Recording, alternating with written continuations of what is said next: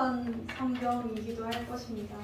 저도 그럴 것이 아모스서에 대한 설교를 자주 하지는 않았어요.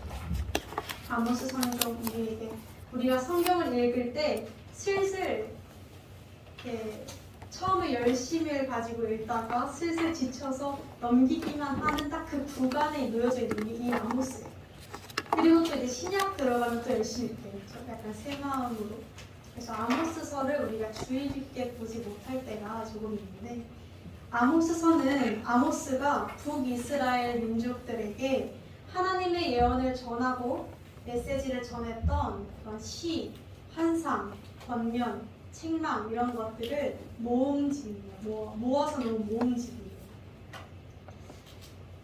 그 중에서도 오늘 본문은 이렇게 시작합니다. 1절을 함께 살펴볼게요. 1절에 이렇게 시작해요.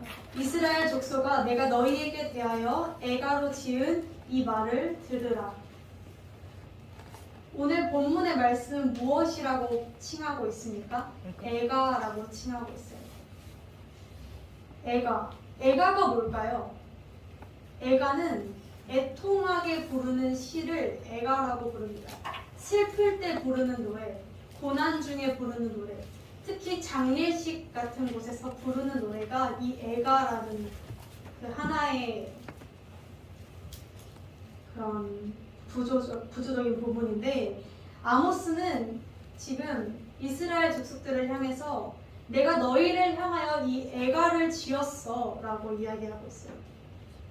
이걸 통해서 우리는 무엇을 알 수 있냐면, 아모스가 지금 이스라엘 백성들을 거의 죽은 사람 보듯이 애통해하고 있다는 것을 우리는 알 수 있습니다. 그리고 2절에서 3절에 계속해서 말하고 있습니다. 처녀 이스라엘이여, 너희는 엎드러졌으며 다시 일어나지 못하리로다. 일으킬 자가 없을 것이다.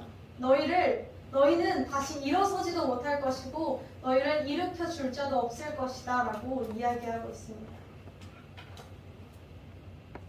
우리는 여기까지 1절에서 3절까지만 보아도 우리가 쉽게 알 수 있는, 쉽게 캐치할 수 있는 부분은 이것일 것입니다. 이 아모스라는 사람이 이스라엘을 향하여 엄청난 무서운 권면, 저주와 같은 책망을 하고 있다는 것을 우리는 알 수 있을 것 같습니다. 자, 그렇다면 우리는 이쯤에서 생각해 보아야 하는 것이 한 가지 있습니다. 아모스가 이스라엘 백성들에게 애가를 불렀다고 하는데, 이 당시 이스라엘 백성들의 상황이 어떤 상황이었을까요? 어떤 상황이었길래 애가를 불렀던 것일까요? 막 큰 전쟁이 나서 사람들이 죽어가고 있어서 애가를 불렀을까요? 아니면 지금 우리처럼 코로나라는 이런 전염병에 많은 사람들이 고통스러워하고 있어서 아모스 선지자가 애가를 불렀을까요? 한 가지 충격적인 사실은 그렇지 않았다는 것입니다.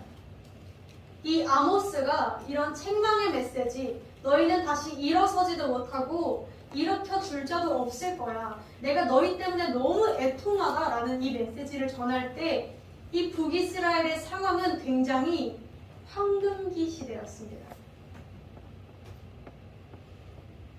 이 당시는 여로보암 2세가 다스리던 시대였는데 약 40년 이상 굉장히 평안했고 안정적이었고 상업적으로도 많이 발전해서 부를 누렸고 전쟁도 승리했고, 그리고 주로 이 이스라엘을 괴롭히던 외부 강대국들이 있어요. 그런데 이 강대국들이 이 당시에 힘을 못 쓰고 있을 때였어요. 그러니까 외세적으로도 굉장히 안정적이고 전쟁 위험도 없고 평안하고 잘 먹고 잘 살던 시기였다는 것입니다. 그래서 이 시기를 이스라엘의 황금기라고 부릅니다. 황금기. 그런데 대체 왜 이러한 황금기에 아모스는 이런 뚱딴지 같은 말을 하는 것일까요? 실제로 그래서 아모스가 이렇게 뚱딴지 같은 말을 자꾸 해가지고 굉장히 핍박을 많이 받았어요. 왜 그랬냐면 아모스는 사실 선지자도 아니에요. 아모스는 보통 이 당시는 선지자 아들이 대를 이어서 선지자 그 족속이 쭉 이어서 됐는데 아모스라는 사람은 뭐 하는 사람이었냐면요. 제사장 가족도 아니었고 선지자 지금 말하면 신학교를 나온 사람도 아니었고 뭐 목사 안수를 받은 사람도 아니었고 여러 가지 학위를 딴 사람도 아니었고 뭐 하는 사람이었냐면 뽕나무 재배하는 사람이었어요. 그냥 방금 소라사님이 웃으셨는데 진짜로 정말 그냥 뽕나무 재배하던 평범한 사람이었어요. 이 뽕나무 재배하던 평범한 사람이 심지어 이 사람은 북이스라엘 사람도 아니고 남유다 사람이에요. 그런데 굳이 북이스라엘까지 올라와서 뽕나무 재배하다 말고 올라와가지고 너네 망할 거다. 너네 이거 하나님이 너네 원하시지 않는다. 너네 정말 망한다. 이런 이야기들을 하고 있으니까 실제로 이 당시에 북이스라엘 선지자들은 어떤 반응이겠어요? 얘 뭐래? 보통 그런 역할은 선지자가 해야 되잖아요. 근데 선지자도 가만히 있는데 웬 이상한 사람이 나타나서 너네 망한다 어쩐다 하니까 핍박이랑 핍박을 당하았던 거예요. 되게 뚱딴지 같은 시대에 맞지 않는 좀 상황을 보면서 해야 되는데 정말 뚱딴지 같은 이야기를 한 상황이었어요. 그럼 대체 왜 아모스는 괜히 기분만 나쁘게 이러한 메시지들을 전하고 있었던 것일까요? 저와 여러분이 오늘 이 시간 이 평안했던 북이스라엘을 향해서 어쩌면 뚱딴지 같은 그러한 아모스의 부르짖음 그리고 또 그 뒤에 아모스 뒤에 하나님께서 부르짖으셨던 그 이유에 대해서 우리가 함께 알아보고 이 이야기 속에서 이게 주전 8세기경이거든요. 엄청 예전이죠. 그런데 이 시대에서 그치는 것이 아니라 오늘날 우리에게도 하나님께서 계속해서 부르짖으시는 그 음성을 우리가 듣게 되기를 주님의 이름으로 간절히 소망합니다. 아멘. 이 당시 이제 이스라엘 사람들의 상황을 조금 나눠보자면 서두에서도 이야기했다시피 이 당시 이스라엘 백성들은 굉장히 풍요로운 시대였어요. 사회적으로, 경제적으로, 외교적으로 탄탄대로를 걷고 있는 시기였어요. 예전처럼 노예로 살았던 것도 아니고 쫓기면서 막 뒤에 막 애국 병사들이 쫓아와서 앞에는 홍해 바다가 있어서 막 어쩔 줄 몰라 하고 막 먹을 게 없어서 하나님 만나 좀 주세요 막 이런 궁핍한 시기가 아니라는 거예요. 내가 재배한 식물들을 내가 수확해서 그냥 내 노력으로 잘 먹고 잘 살 수 있는 그런 시대였어요. 그리고 심지어 이들은 종교적인 열심도 굉장히 대단했어요. 나름의 자부심이 있었거든요. 하나님이 우리를 택하셨어 라는 자부심이 있었던 사람이었기 때문에 이들은 4장에 이런 내용이 나오는데 3일마다 11조를 드렸고요. 11조를 3일마다 드렸대요. 우리는 3일마다 안 드리죠. 3일마다 11조를 드리고 하나님이 뭐 1년에 한 번 정도 드리라고 했던 그 제사들이 있잖아요. 그런데 이 제사를 아침마다 드렸대요. 대박이죠. 우리 그렇게까지 못하지 않을까요? 아침마다 그 각을 뜨고 염소를 떠가지고 흠없는 어린 양을 해가지고 이거를 매일 한 거예요. 그만큼 정말 종교적 열심히 뛰어난 사람들이었어요. 지금으로 말하면 매일 새벽기도 나오고 수요 예배 나오고 금요 예배 나오고 매일 개인 기도 시간 가지고 또 말씀 묵상하고 아침마다 큐티하고 이런 종교적 열심히 뛰어난 사람들을 칭하는 것이겠죠. 그런데 중요한 것은 이런 상황, 겉으로 보기에는 아무런 문제가 없어요. 경제적으로도, 육적으로도, 영적으로도 겉으로 보여지기엔 아무 문제 없는 이 이스라엘 백성들에게 하나님께서는 이렇게 말씀하세요. 이게 3장 3절에 이렇게 등장해요. 제가 읽도록 하겠습니다. 두 사람이 뜻이 같지 않은데 어찌 동행하겠으며 라고 합니다. 3장 3절입니다. 아모스서 3장 3절입니다. 두 사람이 뜻이 같지 않은데 어찌 동행하겠느냐 라고 하세요. 무슨 뜻일까요? 이 말씀은 하나님과 이스라엘 백성들은 함께 가야 하는 관계, 아버지와 자녀, 한 배를 탔다는 거예요. 한 배를 탄 사람들인데, 사람들이라 표현할 수는 없겠지만 한 배를 이미 같이 탔는데 하나님과 이스라엘 백성이 서로 뜻이 의합치 못하다라는 게 뜻이 합쳐지지 못한다는 뜻이거든요. 뜻이 서로 달라서 동행할 수가 없어 라고 하나님께서 이스라엘 백성들에게 말씀하고 계시는 거예요. 서로 마음이 다르고 바라보고 있는 것이 다르고 마음이 맞지 않으며 뜻이 다르다는 것입니다. 서로 가치관이 다르대요. 그렇다면 우리는 두 가지를 궁금해 보아야겠죠. 하나님의 뜻은 무엇이며 이 당시 이스라엘 백성들의 뜻은 무엇이었는가? 먼저 하나님의 뜻입니다. 하나님의 뜻은 3장 2절에 등장하고 있어요. 이렇게 말씀하세요. 제가 읽겠습니다. 내가 땅의 모든 족속 가운데 너희만을 알았다. 너희만을 택했다. 너희를 내가 불렀어. 택하여 지정하여 불렀다라고 말씀하세요. 자, 우리 이 말씀을 읽으면 한 가지 확 떠오르는 게 있어야 돼요. 뭘 떠올라야 되냐? 창세기 12장. 아브라함을 택하신 것. 사실 이스라엘 백성들은, 이스라엘 족속들은요, 우리는 뭐 당군의 후손들이라고 우리 뭐 이런 식으로 이야기하잖아요. 이스라엘 백성들은 아브라함의 후손이었어요. 전체가 다 아브라함의 후손들이에요. 아브라함의 후손들이기 때문에 이 이스라엘이라는 나라의 건국 이념을 보려면 뭘 알아야 돼요? 하나님이 맨 처음에 아브라함에게 약속하신 그 약속을 봐야 돼요. 이스라엘의 백성들의 건국 이념을 보려면, 자, 건국 이념 뭐예요? 창세기 12장 너무 유명하죠. 너는 복의 근원이 될지라. 모든 민족이 너로 말미암아 복을 얻게 될지라. 자, 이게 단순히 이스라엘 백성들 아브라함에게 너 축복해줄게 라는 뜻일까요? 그렇지 않아요. 너가 복의 근원, 너에게 복을 준다가 아니라 너 자체를 복으로 만들겠다는 것은 하나님께서 너에게 너를 통하여, 너의 민족들을 통하여 너에게 구원을 주고 그 구원으로 말미암아 다른 민족들이 너를 보고 나를 믿게끔, 그래서 죽을 수밖에 없었던 온 전 세계의 인류들이, 택하신 민족들이 하나님 앞에서 어떻게 순종하며 살아가는지를 보면서 아, 하나님 이런 분이시구나를 깨닫고 그들조차도 영원한 생명을 얻게끔 하는 그 도구로서 사용받게 해주겠다는 것이 하나님께서 아브라함과 이스라엘 백성들에게 약속하신 것이었어요. 이게 이스라엘 나라의 건국 이념이에요.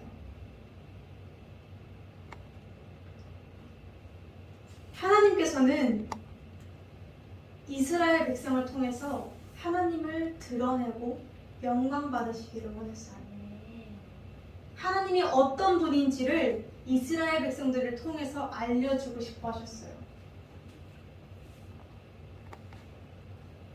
그렇게 하나님 나라를 확장시켜 나가기를 원하셨어요. 이게 하나님의 뜻이었어요. 이스라엘 백성들이 순종하고 하나님 말씀에 따라 살고 하나님의 율법을 지키고 하나님의 사랑을 나누면서 살기를 원하셨다는 뜻이에요. 자, 그러면 두 번째, 하나님 뜻은 알겠고, 그럼 이스라엘 백성들은 어땠을까요? 이스라엘 백성들이 뭘 어떻게 했길래 이렇게 책망을 들었던 건가요? 이스라엘 백성들이 첫 번째로 이스라엘 백성들이 바라보았던 것은 우상이었습니다. 우상 때문에 책망받았어요. 그런데 아까 생각해보면 예배 엄청 잘 드렸다고 하셨는데요. 아침마다 제사 11조 3일에 한 번. 뭔 놈의 11조를 3일에 한 번 드리는지 잘 모르겠어요. 그때 당시에는 월급이 아니라서 그랬나? 3일에 한 번씩 11조를. 대단한 사람들이에요. 그런 사람들인데 우상을 섬겼대요. 실제로 이스라엘 백성들은 이 당시에 종교적 열심이 엄청났어요. 성전 어마어마하고 엄청나게 헌신적이고 멀리서 보면 와, 진짜 열심이다. 교회 헌신한다. 이런 사람들이죠. 그런 느낌이었어요. 전체적으로. 그런데 그러는 동시에 우상도 열심히 숭배했어요. 금송아지. 우상에 열심히. 그래서 보면 오늘 본문 말씀에 보면 5절에 이렇게 말씀하세요. 너희는 베델을 찾지 말며 길갈로 들어가지 말며 브엘세바로 나아가지 마라. 자, 혹시 익숙한 이름 하나쯤 있지 않나요?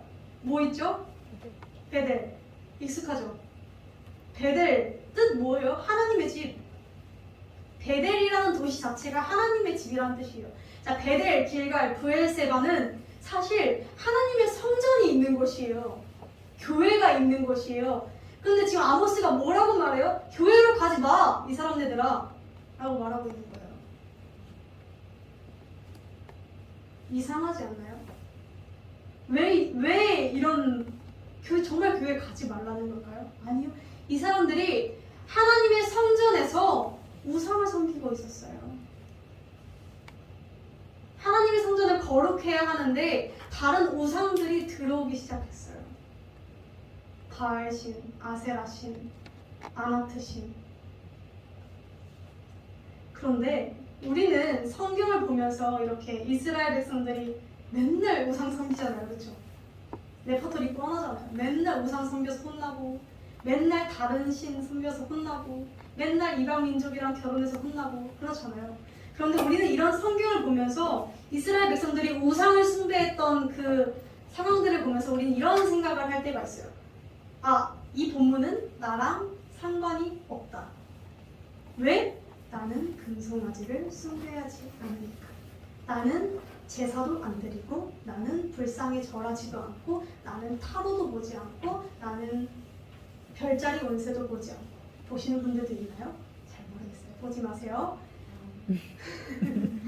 보시는 분 있나요? 보지 마세요. 보지 마세요. 재미로도 하지 마세요.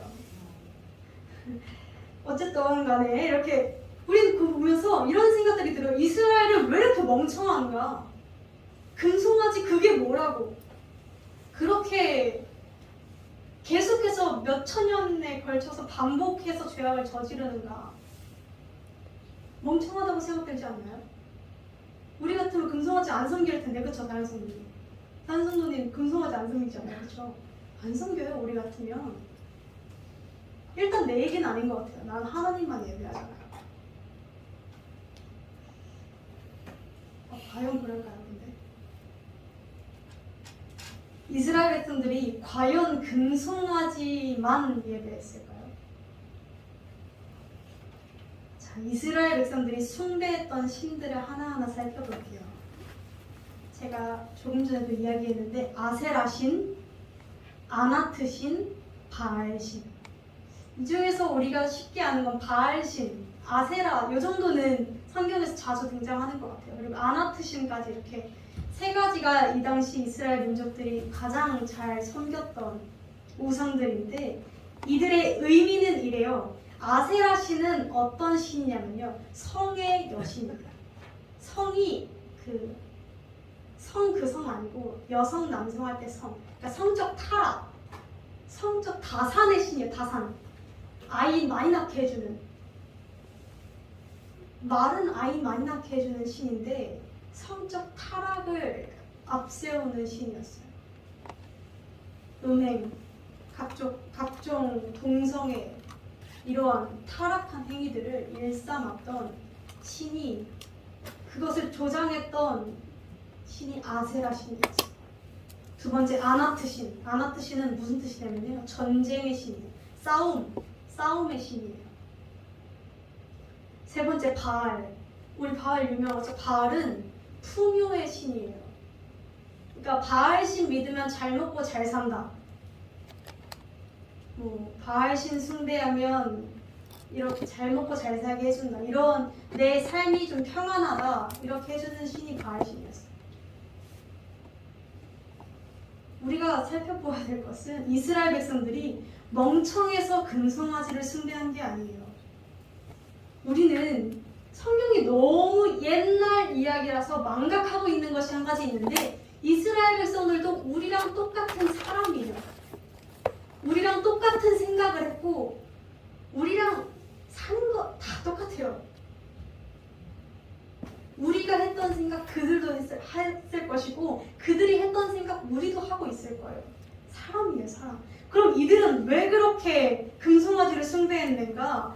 이들은 자신들의 욕구, 성적인 욕구, 악한 죄성, 내가 편하고 잘 살기를 원하는 그 마음들, 그러한 것들이 내 삶을 평안하게 해주고 내 삶을 움직인다고 생각했어요.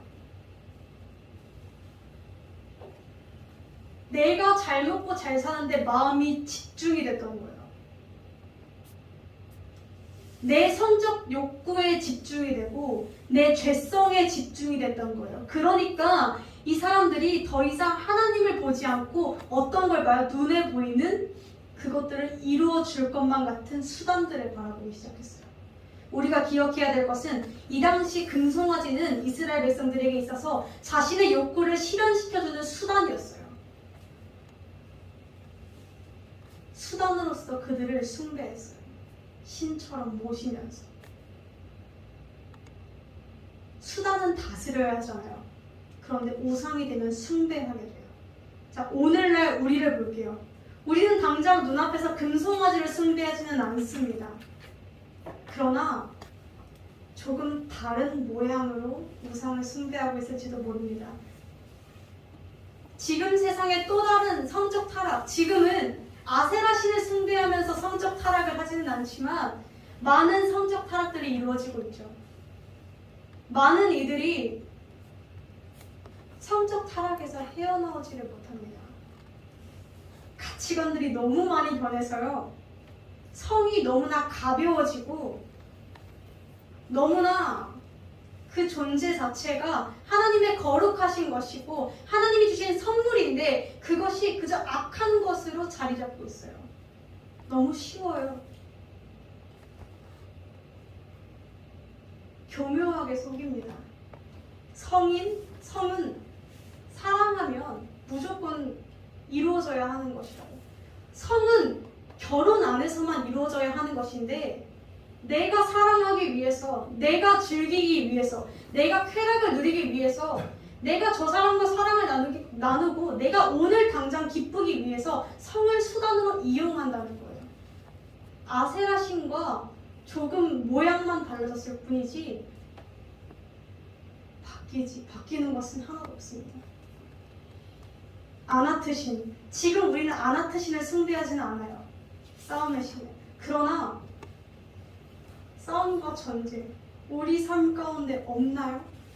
여전히 존재하고 여전히 학교 폭력, 직장 내 왕따, 가정 폭력, 교회 내 왕따, 여러 가지 형태들로 싸움과 다툼과 험담과 미움들이 우리 삶 가운데 자리 잡고 있습니다.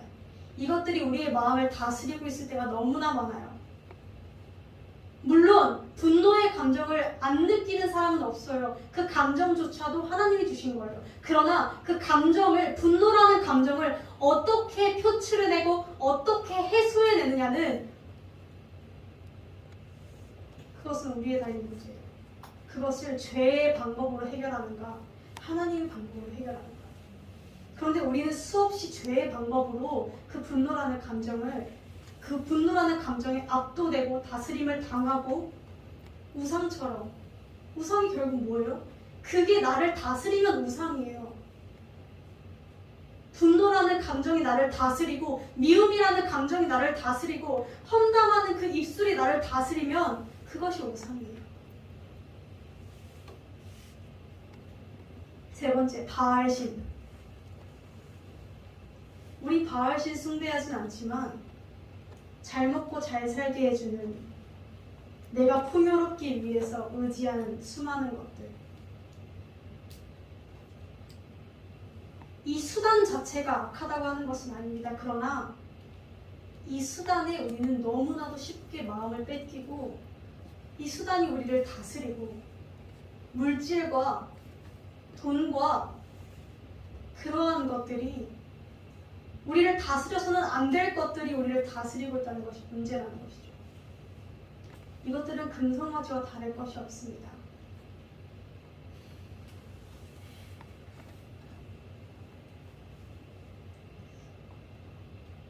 수천 년 전에도 지금도 우상은 존재하고 있어요.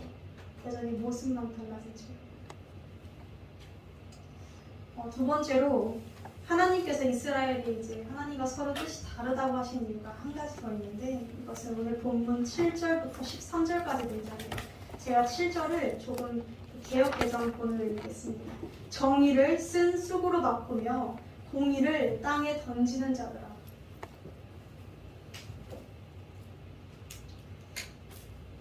무슨 말씀? 어떤 말씀이죠? 정의를 쓴 쑥으로. 그러니까 개떡같이 생각하는구나.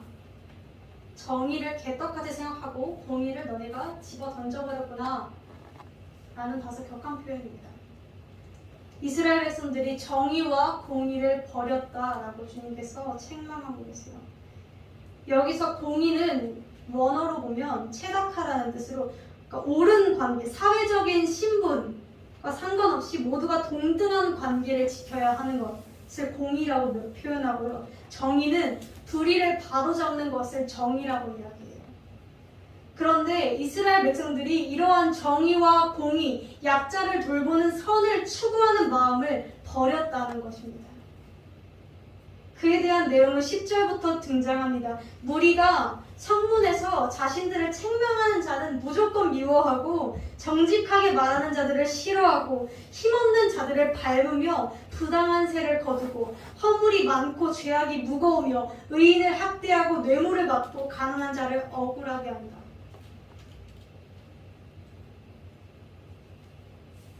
그런데 사실 이러한 이스라엘 백성들의 모습은 어쩌면 당연하다고 볼 수밖에 없습니다. 왜 당연한 줄 아세요? 이스라엘 백성들이 섬겼던 우상들을 다시 생각해 볼게요. 성적 타락, 싸움, 내 자신의 풍요, 이러한 것들을 마음에 쫓았던 사람들이에요. 마음속에 그들이 원했던, 정말 원했던 것들은 성적 타락, 싸움, 자신의 풍요였다는 거예요. 자, 이 세 가지를 마음에 품고 이것을 원해서, 이것을 삶의 목표로, 이것에 압도되어 다스림을 당하는 사람들은 어떻게 살게 돼요? 나만 중요시하고 살게 돼요. 일단 내 쾌락이 중요해요. 일단 내 감정과 내 미움이 중요해요. 내 분노가 중요해요. 내가 잘 먹고 잘 사는 게 중요해요. 내가 손해보는 건 너무 싫어요. 내가 억울한 것도 싫어요. 나만 잘 먹고 잘 살면 돼요. 그러다 보니까 자연스럽게 어떻게 돼요? 하나님의 공의, 정의 보이지 않아요. 약자 보이지 않아요. 일단 내가 더 중요하니까. 내 가족이 더 중요하고 내 지인들이 중요하니까. 약자? 알아서 살겠지. 무관심, 방관, 때로는 억압.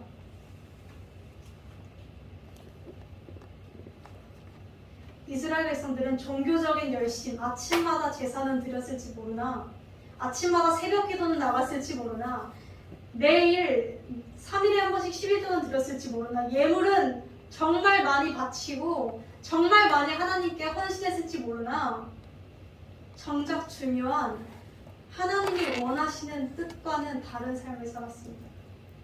하나님과 하나님이 부르셨다는 것은, 하나님은 왜 부르셨냐면요, 동행하자.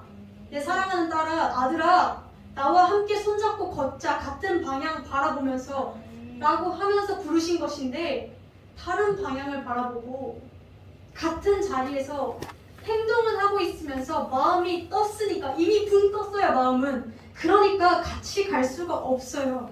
이스라엘 백성들이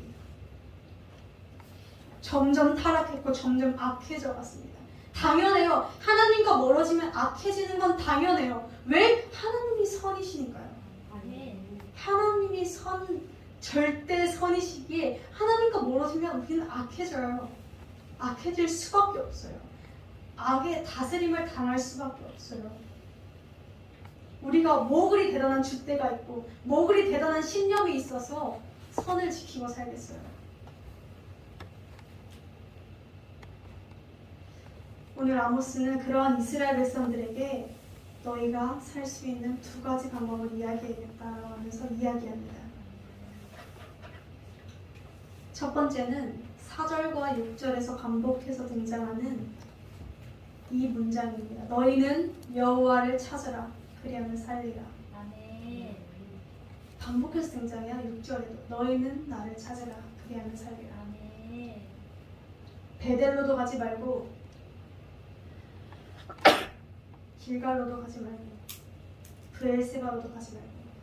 이 말 뜻은 사실 무슨 뜻이냐면요, 너네가 새벽기도 들었다고 안심하지 말고 퀘스트 해결한 것처럼 마음의 안심을 얻지 말고, 너희가 잘 먹고 잘 살려고 하나님 숭배하지 말고, 그저 여호와를 찾아라 라고 하십니다. 두 번째는 14절에 너희는 살려면 선을 구하고 악을 구하지 말지어다. 아멘. 이 말씀을 잘 살펴보면 이렇습니다. 여호와를 찾는 것과 선을 구하는 것을 오늘 주님께서는 동일한 선상에 두고 계세요.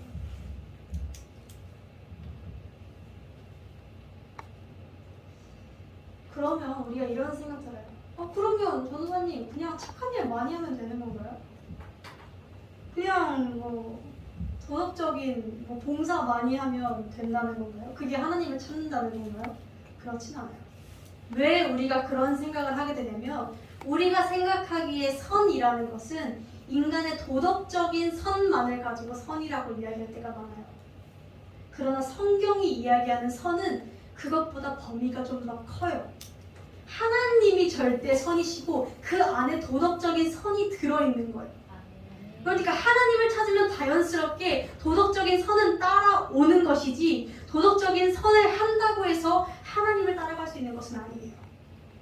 하나님 여호와를 찾을 때 이것은 따라오는 것이며 자연스럽게 행하게 되는 것이죠. 왜? 하나님이 절대 선이니까요. 사람은 끼리끼리잖아요. 사람을 알려면 그 친구를 보면 된대요. 그런데 하나님께서 우리에게 무엇이 된다 하셨어요? 친구가 되게 해준다 하셨어요.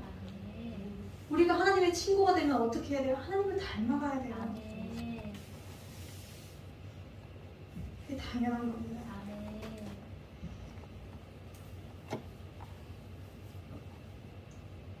우리가 제가 본문에서 계속해서 삶의 예배를 드려야 한다, 삶이 변해야 한다, 삶이 달라져야 한다, 예배만 드리고 끝나면 안 된다, 예배를 드리고 나아가 일주일 동안 삶이 변해야 한다라고 계속해서 강조를 했던 것 같아요, 사실은. 그런데 이러한 것은 착한 일 많이 하고 노력해서 봉사하고 정말 착한 사람이 되십시오 라고 해서 하는 이야기는 절대 아니에요. 그럴듯하게 사십시오 라는 이야기도 아닙니다. 봉사하면서 자연을 아끼면서 선한 영향을 끼치십시오. 사실 그거는 안 믿는 사람들도 할 수 있어요. 안 믿는 사람들도 봉사 많이 하고요, 기부도 많이 하고요, 안 믿는 사람들도 선하게 사는 사람들 많아요, 우리가 보기에. 그러나 주님께서 원하시는 것은 바로 이거예요. 그럴듯한 사람이 되어서 나아가라는 것이 아니라, 우리 예수 그리스도가 십자가에 달리시고 죽으실 때 성막의 휘장이 갈라진 것 아세요? 근데 이스라엘 백성들이 예수님이 그렇게 달리시고 나서 그 성막 휘장, 커튼 같은 이러한 커튼이 있는데 이게 싹 갈라졌어요. 원래 그 커튼 안으로 못 들어갔거든요, 아무도. 그런데 이게 싹 갈라졌어요. 근데 이스라엘 백성들이 그걸 꼬맸게요? 안 꼬맸게요? 안 꼬맸어요. 왜 안 꼬맸는 줄 아세요? 다 상징적인 의미가 있어요. 예수 그리스도의 죽으심을 통하여 성막이 갈라졌어요. 누구든 죄인도 들어갈 수 있다는 거예요. 자, 이걸 통해 무엇을 알 수 있어요? 죄인인 모습 그대로 하나님 앞에 나아가시라는 거예요. 내가 봉사 못하고 그걸 대세요 사실. 그냥 내가 악해요. 내가 남들에게 말하지 못했지만 나는 성적 타락의 죄를 가지고 있어요. 나는 남들에게 말하지 못했지만 나는 내 마음에 미움이 가득해요. 너무나 악함이 가득해요. 나는 나 잘 먹고 잘 살자고 사실 교회에 왔어요. 그런 마음들이 있을 수 있다는 거예요. 왜? 사람이니까. 저조차도 사실 하나님 앞에 그렇게 기도할 때가 많았어요. 하나님, 제가 버스를 타야 되는데 저기 지금 버스가 앞에 서 있으면 하나님 진짜 제발 파란 물 들게 해주세요. 이렇게 하나님 이용해 먹을 일이 있었어요. 사실 사람들이 다 그래요. 하나님을 이용해 먹기 바빠요. 그러나 이래서 이런 것들을 다 감추고 착한 일들로 나를 포장해서 하나님 앞에 딴하고 나타나라는 것이 아니라 안 되는 거 빠르게 인정하고 엎드리면 하나님이 그 선을 부어주신다는 거예요. 무언가를 하라는 게 아니에요. 안 되는 거 빠르게 인정하고 하나님, 내 믿음이 부족해서 이게 안 됩니다. 내 믿음이 연약해서 저 사람 사랑하는 것이 안 됩니다. 이야기하시면 돼요. 그러면 나머지 일은 하나님이 하세요. 은혜는 하나님이 부어주시는 거예요. 그 은혜에 젖어 들어가는 거예요. 우리는 그 은혜를 꾸역꾸역 우리가 쥐어짜내서 우리가 몸에 바르고 있는 것이 아니에요. 쏟아내려지면 그 쏟아내림 안에서 우리가 은혜를 느끼고 그 은혜에 느껴진 대로 살아내는 것이 성화 그 자체예요. 그렇기에 우리는 가장 먼저 필요한 것은 여호와를 찾아야 하는데 여호와를 어떤 모습으로 찾아야 해요? 있는 그들의 모습으로. 아멘. 내가 추악한 죄인이라는 것을 인정하시기를 원합니다. 아멘. 사랑하는 성도 여러분, 우리는 이 이야기는 주전 8세기의 시대의 이야기지만 그 이야기만은 아닙니다. 오늘날 우리의 사회를 곰곰이 돌아보기를 원해요. 아모스가 사역하던 이 시대와 닮지 않았나요? 평안한 시대, 물질 만능주의 시대, 상업적으로 발전하는 시대, 풍요로운 시대. 여전히 종교인들은 많고 여전히 교회는 차고 넘쳐요. 사역자도 많고 성도도 많아요. 인스타그램 보면은 그 프로필에다가 말씀 구절 적어놓은 사람들 되게 많아요. 진짜 많아요. 되게 많아요. 진짜 자주 봐요. 진짜 예수님 믿는 사람들 많아요. 종교인들 제가 그걸 배우거든요. 종교인들 인구 비율 조사 이런 거 배우는데 많이 줄었지만 여전히 많아요. 한 40%가량 돼요. 그런데 하나님을 찾지 않아요. 종교인들은 많은데 하나님 안에서 내 삶의 목표를 찾지 않아요. 내 안에 다른 우상들로 마음을 돌려요. 껍데기만 신앙인이에요. 그리고 그 껍데기만 신앙인인 사람들 사이에서 약자들은 억압받아요. 이 모든 이야기들은 이 시대를 살아가는 우리에게 여전히 부르짖으시는 주님의 간절한 메시지인 줄로 믿습니다. 사랑하는 성도 여러분, 여호와를 찾으시기를 원합니다. 우리와 관계 맺으시는 그 하나님, 나를 부르시고 나를 당신의 자녀로, 당신의 백성으로 택하신 그 하나님, 우리가 부르짖어 회개하기를 원합니다. 우리 안에 그런 모습들이 여전히 남아있다면 아닌 척하면서 그럴듯한 척하면서 그렇게 신앙생활을 이어가고 있다면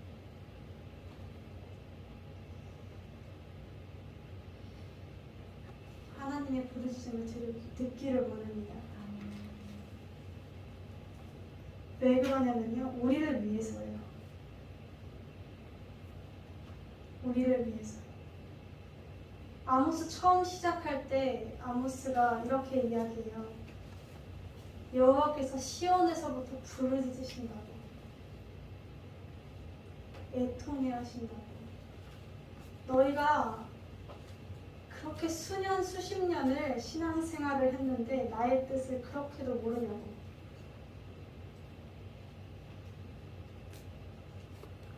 사랑하는 성도 여러분, 우리가 여전히 손 내미시는 그 주님의 손을 잡기를 원합니다. 아멘. 주님 앞에 있는 그대로의 모습으로 나아가기를 간절히 주님의 이름으로 소망합니다.